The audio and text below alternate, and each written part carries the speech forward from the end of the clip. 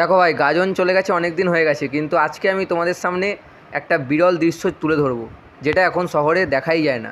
তো ভাই, আমি সেই দৃশ্য দেখার জন্য বেরিয়ে পড়লাম বাড়ি থেকে বেরিয়ে গ্রামের পথ ধরে হাঁটা শুরু করলাম সেই জায়গায় যাওয়ার জন্য। তুমি কে গো ঠাকুমা?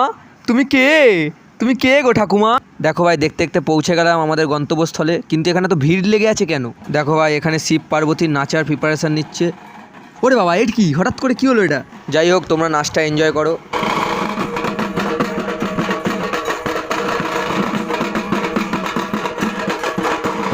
এরপর অবশেষে দেখলাম সেই আসল দৃশ্য। দেখো, খেজুর কাটা উপেক্ষা করে সন্ন্যাসীরা কীরকম খেজুর গাছে উঠছে।